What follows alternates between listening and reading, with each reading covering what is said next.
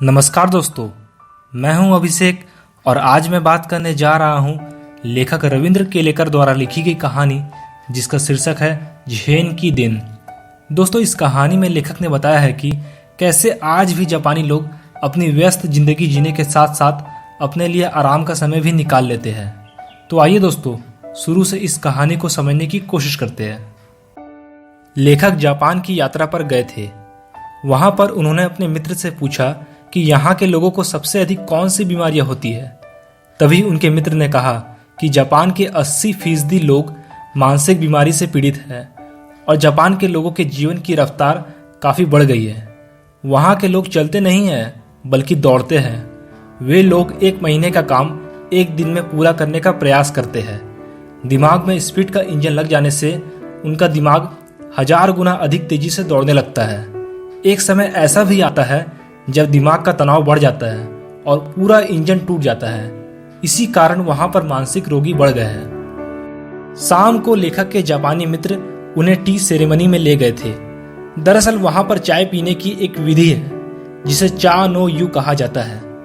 लेखक और उनके मित्र टी सेरेमनी का आयोजन करने के लिए जहां गए थे वह एक 6 मंजिला इमारत थी जिसकी छत पर एक खिसकने वाली दीवार थी जिस पर चित्रकारी की गई थी और पत्तों से बनी एक सुंदर कुटिया बनी हुई थी जिसमें जमीन पर चटाई बिछी हुई थी और बाहर मिट्टी का एक बर्तन था जिसमें पानी भरा हुआ था। फिर लेखक और उनके मित्र ने उस पानी से हाथ पांव धोए और तौलिए से पोंछकर अंदर गए। अंदर चाय देने वाला एक व्यक्ति था जिसे वहां के लोग चाजिन कहते हैं। उस व्यक्ति ने लेखक और उनके मित्र को झुककर प्रणाम किया और बैठने की जगह दिखाई। उसने अंगीठी को जलाया और उस पर चाय बनाने वाला एक बर्तन रख दिया। फिर बगल वाले कमरे में गया और बर्तन ले आया और तौलिए से साफ किया।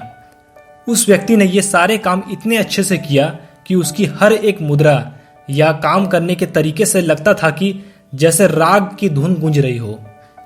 वहां वातावरण इतना शांत था कि चाय बनाने वाले बर्तन में उबलते हुए पानी की आवाजें सुनाई दे रही थी।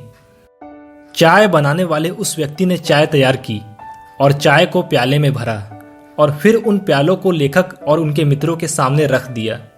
शांति बनाए रखने के लिए वहां पर 3 व्यक्तियों से ज्यादा को एक साथ प्रवेश करने नहीं दिया जाता था। उन चाय के प्यालों में 2 घूंट से ज्यादा चाय नहीं थी।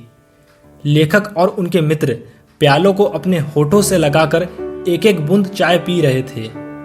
लेखक कहते हैं कि वे करीब 1.5 घंटे तक प्यालों से चाय को धीरे धीरे पीते रहे। पहले 10-15 मिनट तो लेखक को बहुत परेशानी हुई, लेकिन धीरे धीरे लेखक ने महसूस किया कि उनके दिमाग की रफ्तार कम होने लगी है और कुछ समय बाद तो ऐसा लगने लगा कि दिमाग बिल्कुल बंद ही हो गया है। लेखक को ऐसा लग रहा था कि वह कभी न खत्म होने वाला समय में जी रहा है और उस समय सन्नाटे की भी आवाज सुनाई दे रही थी। लेखक बताते हैं कि हम लोग या तो बीते हुए कल में जीते हैं या फिर आने वाले कल में जीते हैं, लेकिन ये दोनों कल झूठे हैं। जो समय अभी चल रहा है वही सच है और यह समय कभी न खत्म होने वाला है। लेखक कहते हैं कि जीना किसे कहते हैं यह उनको टी सेरेमनी वाले दिन में मालूम हुआ और वाकई में जापान के लोगों को ध्यान लगाने की यह परंपरा विरासत में मिली है। तो दोस्तों, इस वीडियो को लाइक और शेयर कर आप हमारा आत्मविश्वास बढ़ा सकते हैं और हमारे चैनल हिंदी फेवरेट टेल्स को सब्सक्राइब जरूर करें ताकि हमारी आने वाली एक नई कहानी को आप सबसे पहले देख सके। धन्यवाद।